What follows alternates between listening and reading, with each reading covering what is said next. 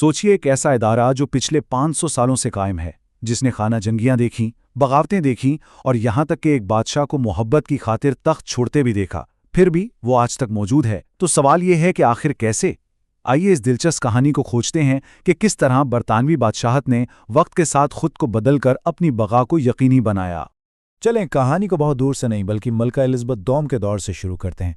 जब उन्होंने तख्त संभाला तो कॉमनवेल्थ सिर्फ 8 मुल्कों का एक छोटा सा ग्रुप था और उनमें पाकिस्तान भी एक बानी रुकन था। लेकिन उनके दौर के इख्तिताम तक ये तादाद बढ़कर 56 हो चुकी थी।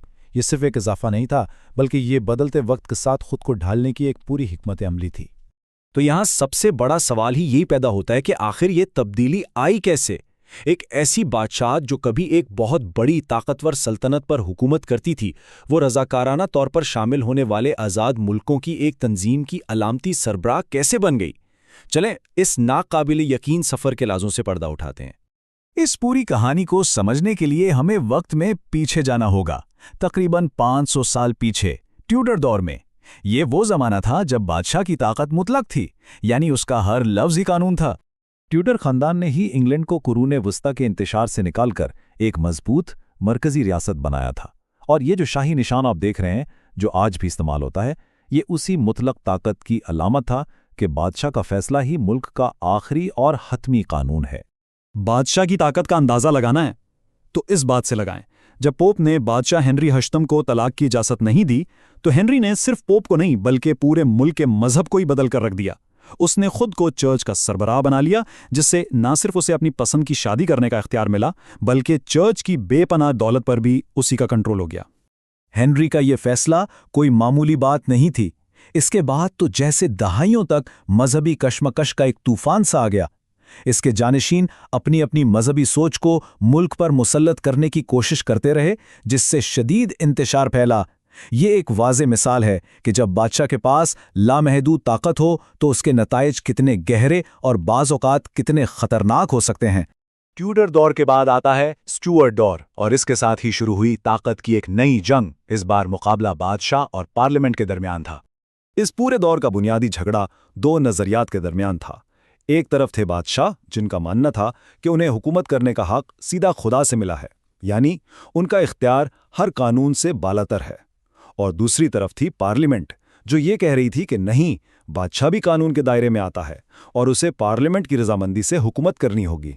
और ये सिर्फ बातों की जंग नहीं रही, इसके नतीजे में एक खौफनाक खाना जंगी हुई और फिर तारीख का एक ऐसा वाक़या पेश आया जिसका कोई तसव्वुर भी नहीं कर सकता था। सन 1649 में बादशाह चार्ल्स अव्वल पर गद्दारी का मुकदमा चलाकर उन्हें सजाए मौत दे दी गई। इंग्लैंड कुछ अरसे के लिए एक जमहूरिया बन गया। ये तारीख का एक बहुत बड़ा मोड़ था। सियासी बहरान तो थे ही, लेकिन इसी दौर में अवाम को कुदरती आफात का भी सामना करना पड़ा। 1665 में लंदन में ताउन की ऐसी खौफनाक वबा फैली कि शहर की तकरीबन 15% आबादी ख़त्म हो गई। इस तरह के वाक़यात ने माशरे को हिलाकर रख दिया और हुकूमत पर दबाव और भी बढ़ गया। और फिर आया 1688 का वो फैसला कुन लम्हा जिसे तारीख शानदार इनकलाब या ग्लोरियस रेवोल्यूशन के नाम से जानती है। ये वो वक्त था जब पार्लियामेंट ने अपनी बढ़तरी साबित कर दी। उन्होंने एक बादशाह को हटाकर दूसरे को तख्त पर बिठाया और इसके साथ ही ताकत का तवाजुन मुस्तकिल तौर पर पार्लियामेंट के हक में झुक गया। इसी वाक़ये ने मुस्तकबिल में वज़ीर आज़म के ताकतवर ओहदे के लिए राह हमवार की। अब हम सीधा 20वीं सदी में आते हैं। यहाँ अब एक नया सवाल था, क्या एक बादशाह अपनी ज़ाती ज़िंदगी और शाही फ़राइज़ को अलग रख सकता है? और जब मोहब्बत और फ़र्ज़ में से किसी एक को चुनना पड़े तो फिर क्या होगा? साल था 1936 और बादशाहत को एक नए बहरान का सामना था। बादशाह एडवर्ड अष्टम की ज़ाती ज़िंदगी उनके शाही फ़राइज़ से टकरा गई। उस वक्त के वज़ीर आज़म स्टैनली बाल्डविन के मुताबिक बादशाह की ज़ाती पसंद ताज की साख को ख़तरे में डाल रही थी, जो कि कौमी इत्तेहाद की सबसे बड़ी अलामत थी। बहरान की वजह यह थी कि बादशाह एक ऐसी अमरीकी खातून से शादी करना चाहते थे जो 2 बार तलाक ले चुकी थी। ये बात चर्च ऑफ इंग्लैंड के सरबराह के लिए नाकाबिल कबूल थी। और ये सिर्फ बरतानवी हुकूमत का मसला नहीं था, कॉमनवेल्थ के दूसरे ममालिक ने भी इस पर शदीद एतराज़ किया, जिससे ये भी ज़ाहिर हुआ कि बादशाह अब सिर्फ बरतानिया का नहीं बल्कि एक वसी ख़ानदान का सरबराह है। تو بادشاہ کے سامنے 3 راستے رکھے گئے، بالکل صاف صاف۔ یا تو اپنی محبت کو قربان کر دیں، یا پھر حکومت کے خلاف جا کر ایک آئینی برہان پیدا کریں، اور یا پھر تیسرا راستہ یہ ہے کہ تاج ہی چھوڑ دیں۔ اس سے یہ بات بالکل واضح ہو گئی کہ ایک جدید آئینی بادشاہ کی حیثیت سے ان کا فرض ان کی ذاتی آزادی سے کہیں زیادہ اہم ہے۔ اور بادشاہ نے محبت کو چنا، انہوں نے تخت سے دستبرداری اختیار کر لی۔ یہ ایک ایسا واضح لمحہ تھا جہاں ریاست اور عوامی فرض نے بادشاہ کی ذاتی خواہش پر فتح حاصل کی۔ یہ واقعہ بادشاہت کی بدلتی ہوئی نوعیت کی ایک بہترین مثال ہے۔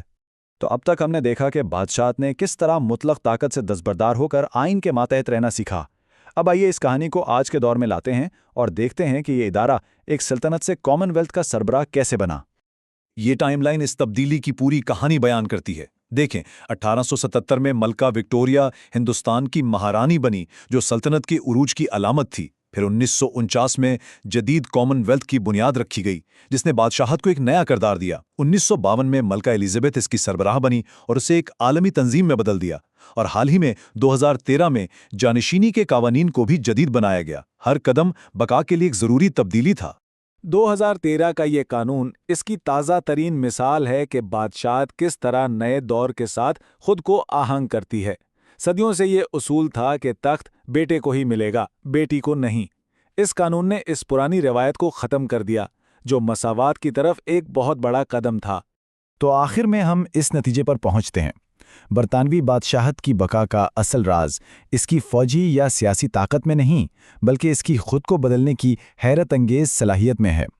ایک مطلق حکمران سے ایک آئینی بادشاہ اور پھر ایک عالمی خاندان کی علامتی سربراہ بننے تک کا یہ سفر ہی اس کے تسلسل کی اصل وجہ ہے۔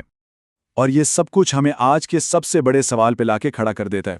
سینکڑوں سالوں کی اس تبدیلی کے بعد 21ویں صدی کی اس تیز رفتار دنیا میں اس قدیم ادارے کا اصل مقصد کیا ہے؟ اس کا جواب ہی بادشاہت کا مستقبل طے کرے گا۔